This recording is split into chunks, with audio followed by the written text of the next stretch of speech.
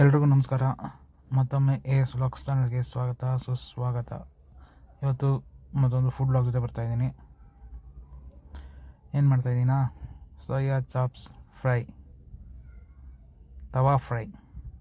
ಅದಕ್ಕೆ ಬೇಕಾಗಿರೋ ಐಟಮ್ಗಳು: soya chops, ginger garlic paste, ಕರಿಬೇವು, ಚಾಟ್ ಮಸಾಲ, ಅರಿಶಿನ, ಖಾರದ ಪುಡಿ, ಗರಂ ಮಸಾಲ, ಜೀರಿಗೆ ಪುಡಿ, ರುಚಿಗೆ ತಕ್ಕಷ್ಟು ಉಪ್ಪು, ಎಣ್ಣೆ, ಮೊಸರು.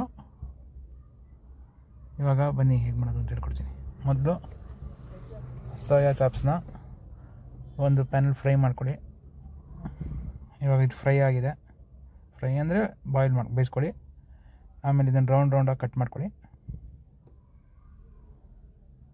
ಈ ಥರ ಕಟ್ ಮಾಡ್ಕೋಬೇಕು.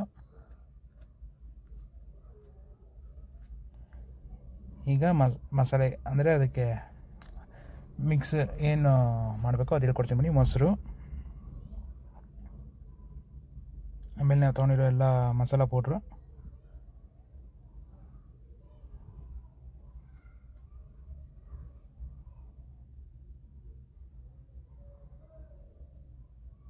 ಮೊಸರು ಎಷ್ಟು ಬೇಕೋ ಅಷ್ಟು ನೋಡ್ಕೊಳ್ಳಿ.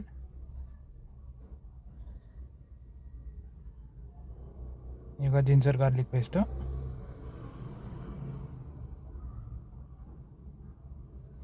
ರುಚಿಗೆ ತಕ್ಕಷ್ಟು ಉಪ್ಪು,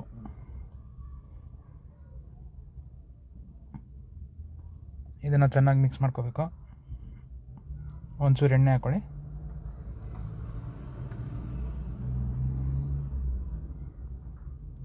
ಇವಾಗ ಮಿಕ್ಸ್ ಮಾಡ್ಕೊಳ್ಳಿ.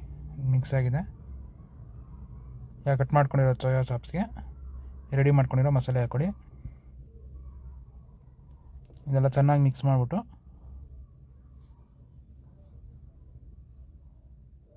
ಒಂದು 30 to 40 ಮಿನಿಟ್ಸ್ ಫ್ರಿಡ್ಜಲ್ಲಿಕ್ಕೆ. ಇದು ಫ್ರಿಡ್ಜಿಂದ ತೆಗೆದಿದ್ದೀವಿ. ಈಗ ಸ್ಟವ್ ಅಂಟಿಸ್ಕೊಳ್ಳಿ.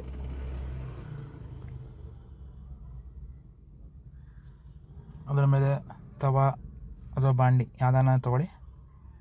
ನಾವು ಬಾಂಡಿ ತೊಗೊಂಡಿದ್ದೀವಿ. ಅದಕ್ಕೆ ಚೂರು ಎಣ್ಣೆ ಹಾಕ್ಕೊಳ್ಳಿ.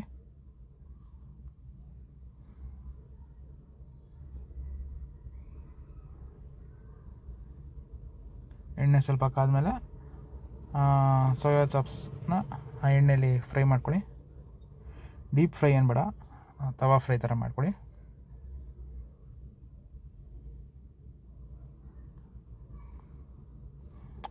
ಒಂದು ಸೈಡ್ ಚೆನ್ನಾಗಿ ಫ್ರೈ ಆಗಲಿ.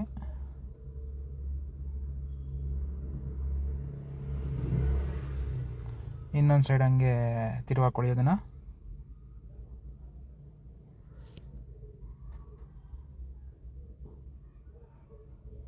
ಈಗ ಸೋಯಾ ಚಾಪ್ಸ್ ರೆಡಿ ಆಗಿದೆ.